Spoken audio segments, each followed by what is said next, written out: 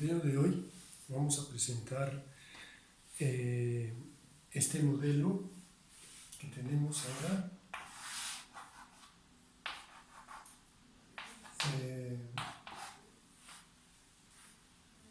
y que se llama ISBM. Por la razón que hemos visto, está compuesto por una función decreciente, que es IS, y una función creciente, que es LM. Ahí en su libro tienen la situación de las dos rectas, que son estas. No es necesario recordarlas, están ahí, solo hay que tenerlas ahí a la vista porque ayudan a entender lo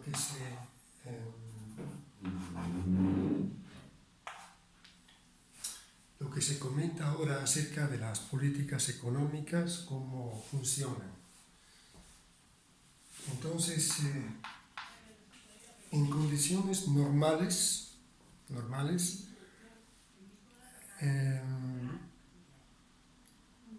el ISLM está así, como lo ven aquí, con pendientes, digamos, normales de las dos funciones.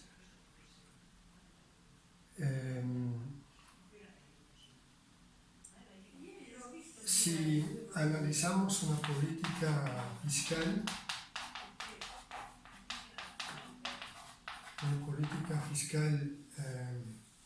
expansiva, que incrementa la demanda autónoma a través del gasto público, mueve IS hacia arriba y se pasa del punto B al punto E primero,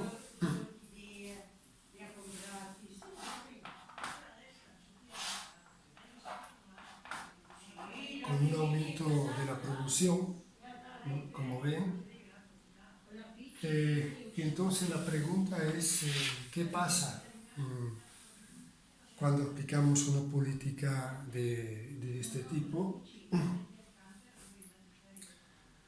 ¿Y cuál es el proceso de ajuste? O sea, vemos que la economía pasa de aquí a aquí, pero ¿qué pasa, digamos, en todo este camino? ¿Cuál es la dinámica del ajuste? En primer lugar, un breve comentario: ¿por qué se deben hacer estas políticas? Se está hablando, por ejemplo, hoy día de la necesidad de una política contracíclica, ¿no? Fiscal, se habla mucho de la política fiscal, que el gobierno dice que no es posible aplicarla porque la política fiscal se realiza a través del gasto público, que debe incrementar, o también de una reducción de impuestos. Estamos hablando aquí de políticas expansivas. Claro, si son restrictivas es al revés, ¿no? Reducción del gasto o incremento de impuestos. El término expansivo o restrictivo hay que entenderlo en relación a cómo se mueve el producto. Si el producto crece, son expansivas, ¿no? Si el producto disminuye, son restrictivas. Entonces les decía, se habla mucho de la necesidad de aplicar estas políticas fiscales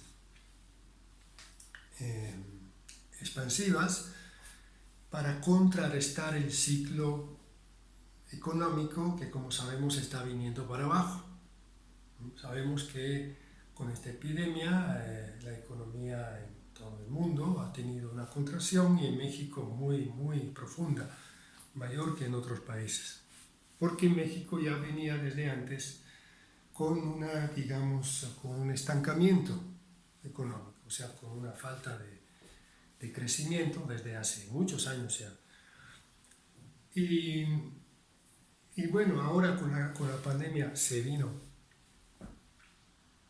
para abajo, y entonces se dice la necesidad algunos, ¿no?, plantean la necesidad de utilizar la política fiscal para contrastar el ciclo económico y tratar de invertir esta tendencia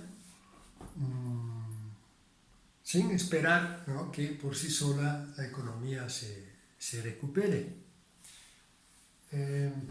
Bueno, precisamente este discurso que hacen varios académicos, sobre todo, es un planteamiento, digamos, que Keynes hizo, ¿no?, después de la gran crisis, ¿no?, del 29. ¿Recuerdan? La crisis del 29 vino antes que Keynes empezara a publicar sus trabajos, el Tratado sobre el Dinero, que sale un par de años después, y la teoría general, que sale en el 36, ¿no? Era precisamente para demostrar la necesidad de políticas contracíclicas para salir de la crisis. Y entonces hay quien argumenta que ahora estamos en una situación muy parecida, se necesita esta política contracíclica, y ahí viene el debate, ¿no?, entre, digamos, el pensamiento liberista, al cual se ha convertido también el gobierno actual, aunque esto suene extraño, ¿no? El planteamiento liberista de que la economía tiene las fuerzas para poderse reorganizar, ¿no?, y invertir el ciclo,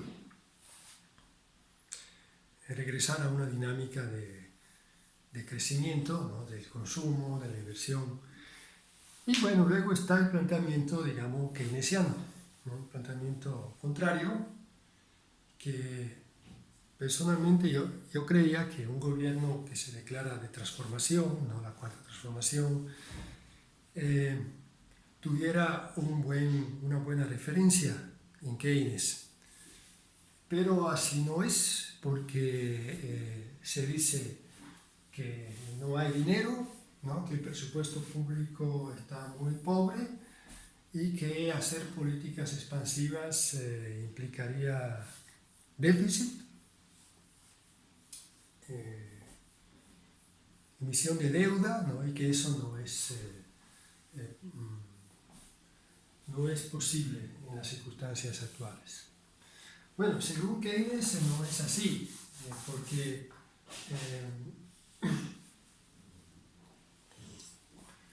porque precisamente Keynes argumentaba que en una situación de crisis económica es necesario hacer políticas, sobre todo fiscales, ¿no?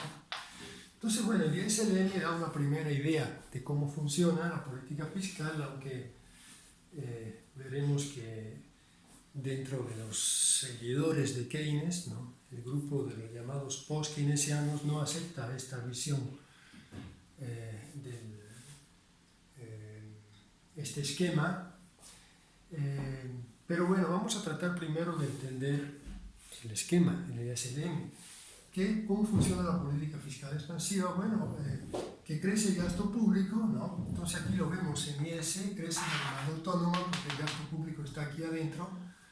Entonces el punto aquí de intersección de la recta con el eje se mueve para arriba, ¿no?, y hay un desplazamiento hacia afuera, ¿no?, paralelo de la función, que lleva a un incremento de producción. Y como ven, también hay un incremento en la tasa de interés, ¿no? La tasa de interés crece de 0 y sub 0 a I sub 1 al mismo tiempo, ¿no?, que crece la producción. Entonces, vamos a ver, ¿por qué crece la producción? Bueno, la producción crece porque acuérdense que la producción es igual a la demanda, la cual está compuesta por consumo, inversión y gasto público, y que se está incrementando el gasto público.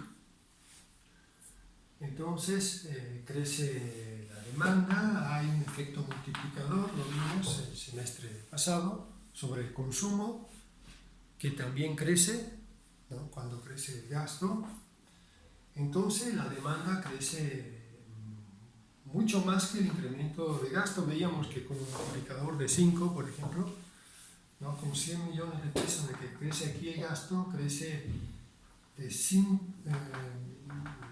millones aquí, de 500 millones, ¿no?, crece la demanda, porque va creciendo el consumo también. entonces la producción crece mucho más que el incremento de gasto. Ese es el efecto multiplicador, que es el efecto que inicialmente no se da. Sin embargo, lo que sucede aquí es que en la gráfica lo vemos, ¿no? Es que también hay un incremento de la tasa de interés. También hay un incremento de la tasa de interés. Entonces crece la producción, pero crece también la tasa de interés dentro del esquema ISBN. Mientras que esto es un resultado positivo, esto no lo es. Esto no lo es.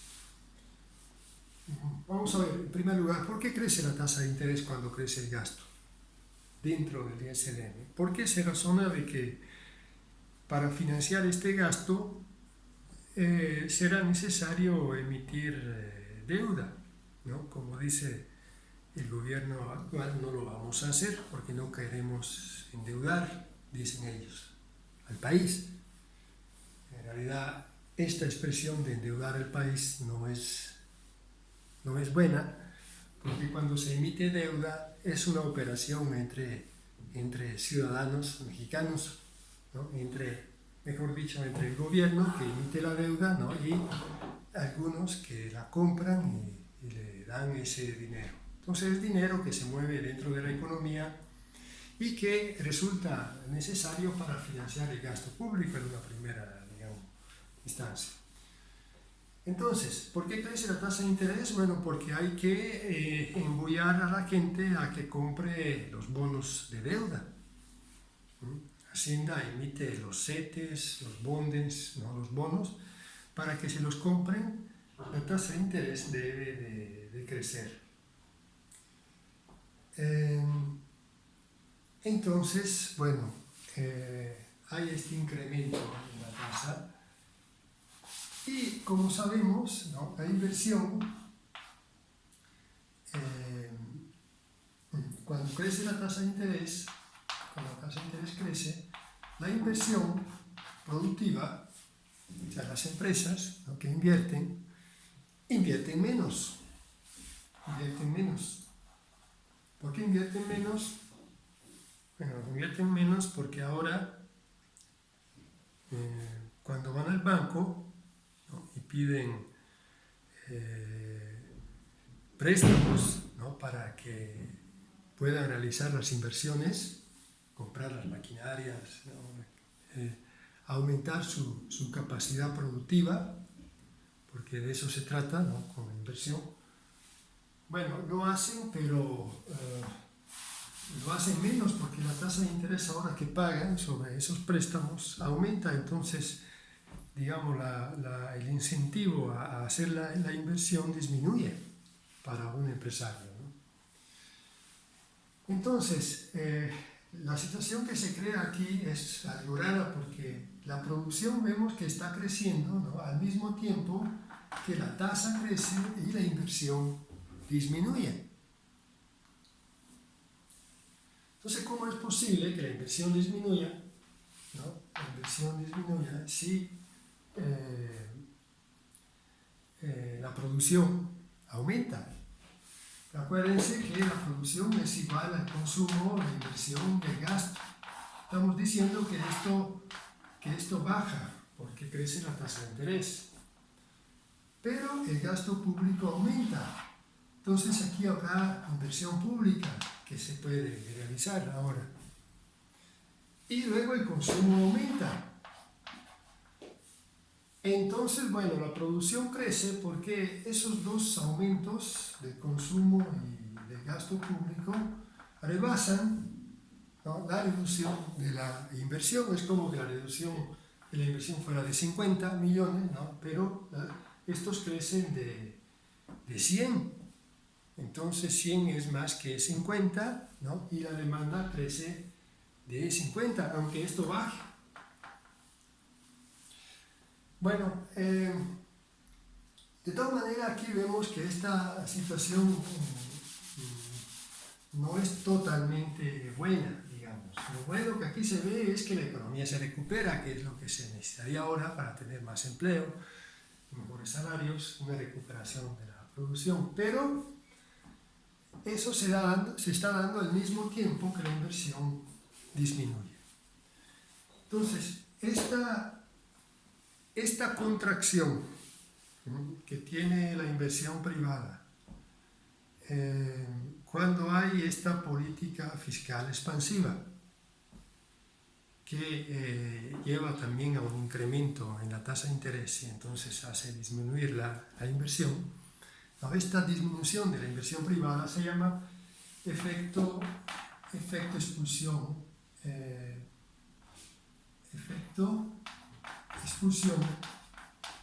o efecto desplazamiento.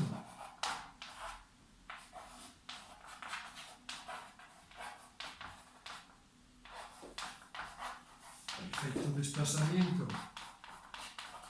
O todavía más crowding out, una expresión que usan en inglés para decir el efecto expulsión.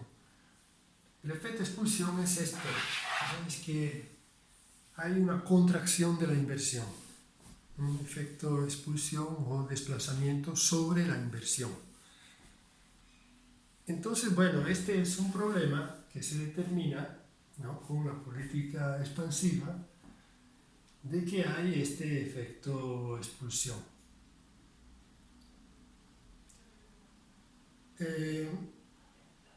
Claro, hay que tratar de reducir este efecto expulsión, que sea el más bajo posible, porque es un problema, pero eso vamos a ver ahora, depende básicamente de cómo está la curva LM. Entonces vamos a ver ahora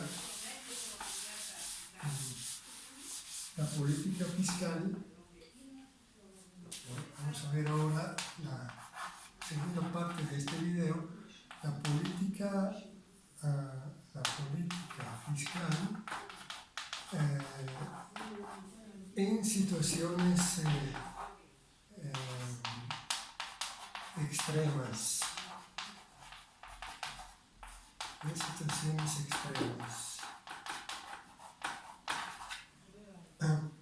Entonces,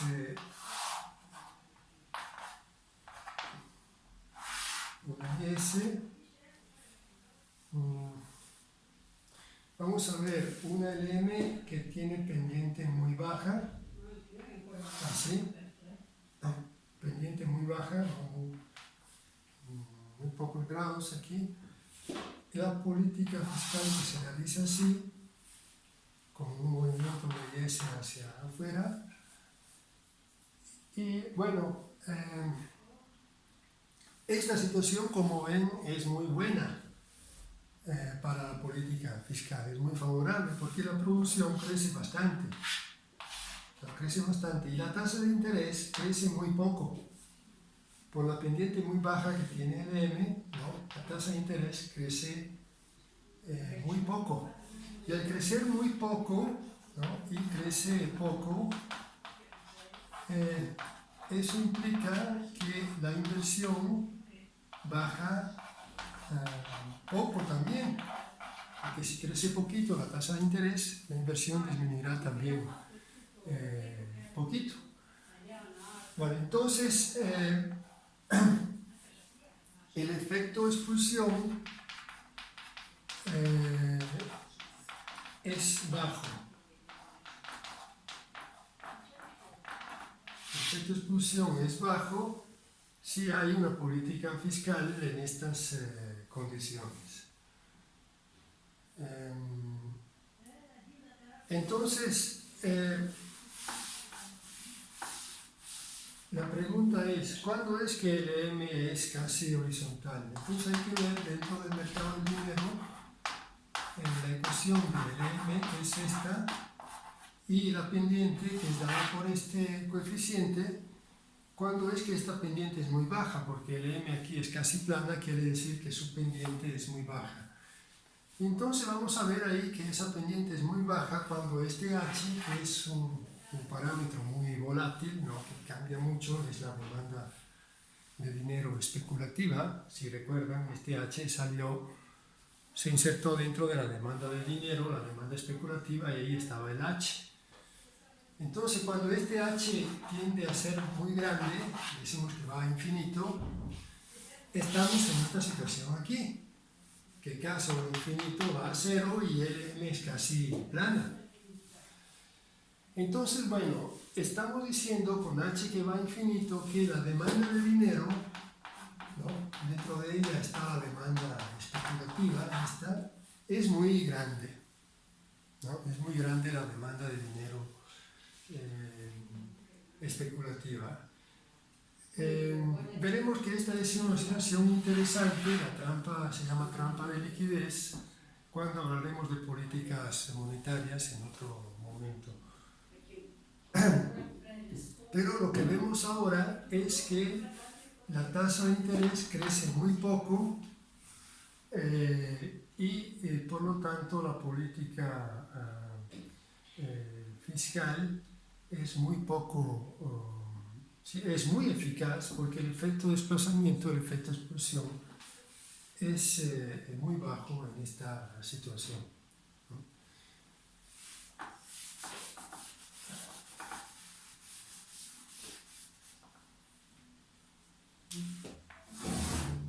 Pero la situación opuesta es esta.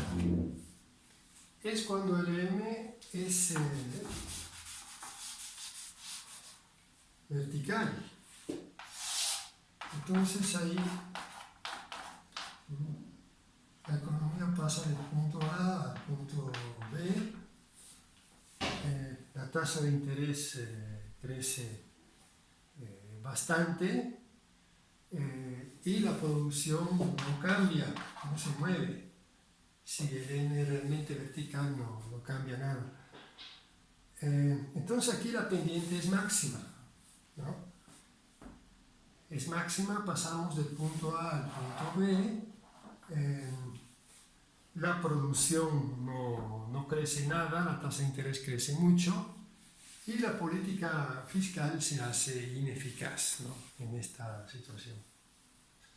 Eso quiere decir que el efecto de expulsión aquí es muy grande, ¿no? Es muy fuerte y es tan grande que aún incrementando el gasto público, ¿no? Y el consumo por el multiplicador, porque hay una política expansiva, entonces eso sucede, pero la reducción, ¿no? Esto crece, pero la reducción que hay en la inversión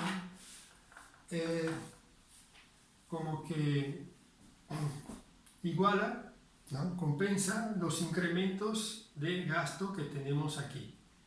Entonces esto crece de 30, esto de 70, da 100, pero la reducción de la inversión es de 100. Entonces esto se mantiene igual, ¿no? La demanda se mantiene igual y la producción se mantiene igual. Por eso se mantiene igual la producción, porque la demanda no crece, aún con políticas expansivas. Entonces aquí hablamos de un efecto de expulsión total. Expulsión total.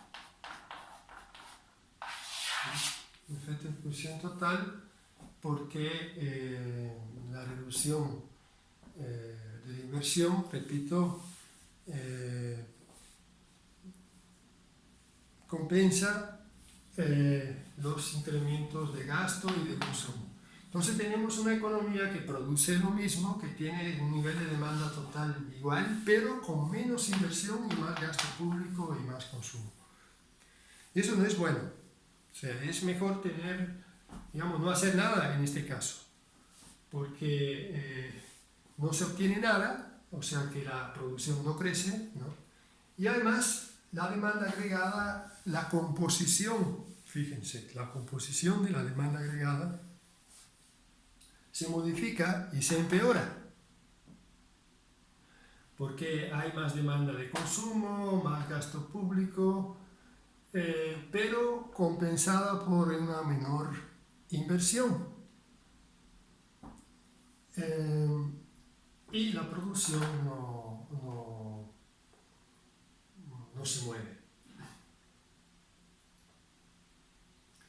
Entonces es mejor no hacer nada, porque tener una economía que consume más e invierte menos aunque el nivel de producción total sea el mismo, es peor, ¿no? Era mejor la situación inicial, donde había más inversión, no había menos gasto, menos consumo, pero había más inversión y la producción, ¿no?, es la misma. Entonces, ¿cuándo estamos en esta situación? Bueno, cuando el H tiende a cero, ¿no? Aquí el H, antes, en la situación anterior, el H iba a infinito, y aquí ahora el H va a cero. Con un H que va a cero,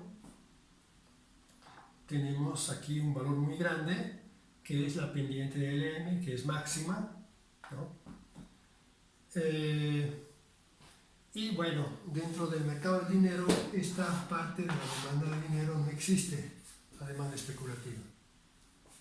Entonces concluimos que si no existe la demanda especulativa del dinero, el H va a cero, el M es vertical, las políticas fiscales son malas porque desplazan la inversión privada, no mueven la producción, no hay que hacerlas.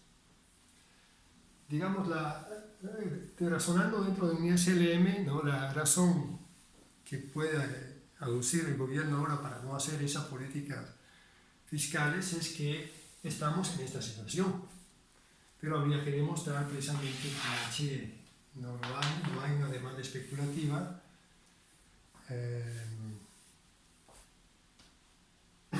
para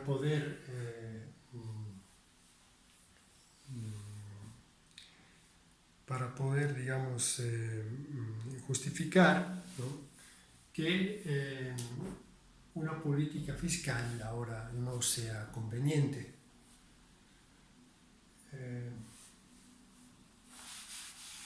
Fíjense que si la demanda de dinero, esto no hay, el equilibrio monetario entre oferta y demanda se escribe así. Y esta es una reformulación de la teoría cuantitativa del dinero, que decía dinero por velocidad de circulación igual a precio por producción. Si ponen ustedes el K igual al inverso de la velocidad de circulación, aquí pasan de esto a esto o viceversa. Es decir, ese mundo, digamos, de LM vertical, ¿no?, y de que no hay demanda especulativa, era el mundo de la teoría cuantitativa del dinero que propuso Irving Fisher, y antes de él los primeros estudios sobre la teoría cuantitativa se deben a un filósofo que se llamaba David Hume. La idea fue retomada sucesivamente, y Fisher la coloca dentro le da cierta formalización, y Keynes la rebasa, ¿no?, introduciendo dentro de la demanda del dinero la parte especulativa.